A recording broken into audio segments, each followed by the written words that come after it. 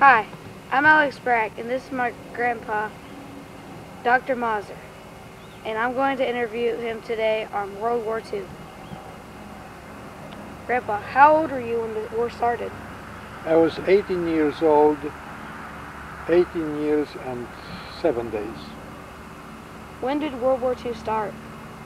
World War II started when Nazi Germany attacked Poland from the west, north and south, which was on September 1st, 1939, Friday. Then, 17 days later, the Russians attacked Poland from the east on September 17th. Hitler and Stalin had a secret agreement to attack Poland, and this was what made it possible for Hitler to start the war. Otherwise, he would not dare if he wasn't sure that the Russians would help him. Why did Hitler start the war? Hitler and the German people felt that their country was overcrowded. They didn't have enough land. They wanted our land. They wanted the land in their east, that is Poland. And this is why he started the war. Was anyone in our family killed in World War II? Your great-grandfather, my father, was killed in a concentration camp, Mauthausen-Gusen, which is in Germany. Did you fight in the war? Yes, I was a paratrooper. I joined the 1st Independent Polish Parachute Brigade as a volunteer in 1943, after I got to England. I fought in the so-called Operation Market Garden. That was the name, the code name that the Allies gave to this battle. It was also known as a Battle of One Bridge Too Far, or the Battle of Arnhem, after the city in Holland, which was called Arnhem. It was the airborne invasion of Holland in the fall of 1944. How did you get from Poland to England? After my father was killed in the fall of 1940, I decided to fight to revenge his death and also to fight for the freedom of my country. I decided to escape from Poland and reach England.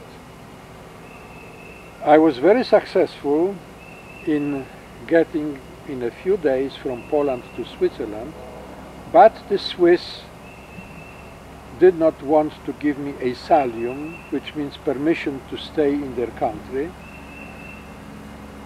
and they extradited me, which means they sent me back to where I came from, that is to Germany, and they handed me over to the Germans. The Germans kept me for 6 weeks in solitary confinement in a prison in Konstanz am Bodensee in the south of Germany, and then they sent me to work on a farm as a slave laborer. But I worked on the farm only 3 weeks. I escaped again, and this time I reached France, and then, after staying in France for a while, in the fall of 1942, I escaped to Spain. I was trying to reach the British consulate in Spain or the Polish consulate in Portugal. But since I entered Spain illegally without a visa or a passport, they arrested me again. They put me in a concentration camp for 6 months until spring 1943.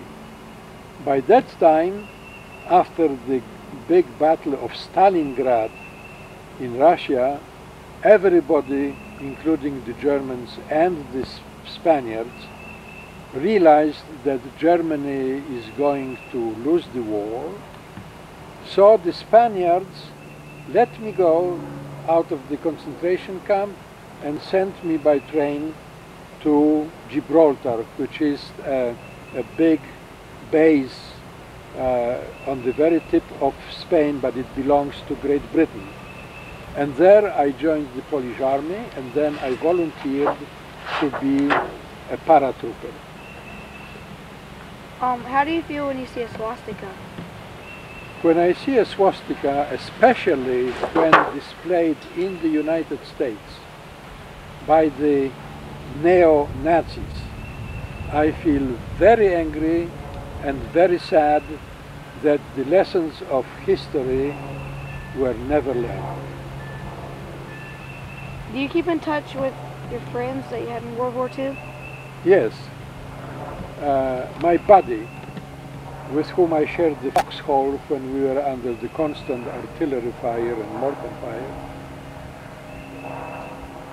His name is Sławomir Kwiatkowski. He is now 85 years old and lives in Poland. We were separated during the war. He was taken prisoner and spent the several months until the end of war in Germany, in a POW camp in Germany. I met him almost 50 years later in the 50th anniversary of the Operation Market Garden in Arnhem. And then I found that he was alive, he found that I was alive, and we correspond now, and I visited him several times since 1994. The last time I saw him was in 1999, and we are going to see him in May. We are going to Poland in May. How did you find out about your father's death? I met a Polish soldier in London in a debriefing camp, because I was, even after reaching England, I was still behind barbed wires, because they have to, investigate, interrogate people who came from Europe, so that the Germans could not send any spies. And in fact, 4 citizens of Luxembourg who were posing as refugees and friends of the Allies were arrested there and taken away in handcuffs. I met a Polish soldier there who was a prisoner in the Mauthausen-Gusen camp in Germany when my father was killed. And he witnessed my father's death. He told me that he was kicked to death and finally killed with a blow of the butt of the rifle of the prison guard. Where were you when the war ended?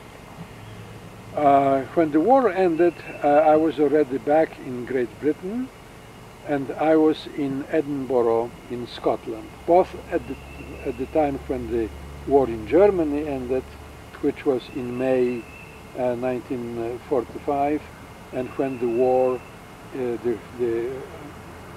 rest of the war, that means the fight with the Japanese, ended in August 1945. Well, thank you for coming and sharing everything you know about World War II with my class. It was entirely my pleasure. The hat I'm wearing is the hat that my grandpa wore in the Battle of Arnhem. And what's that on top? What's that? This is the Polish eagle. Okay. This is how I looked like when I was in Arnhem during the 50th anniversary of the Operation Market Garden.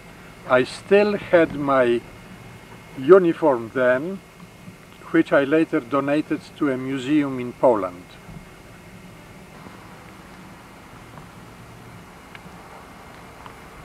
This is me in this picture in a machine gun post near the bridge in Nijmegen, south of Arnhem, in September 1944. And what were you doing on the bridge? We are defending the bridge. We are placed there to defend the bridge in case the Germans attacked. They never did.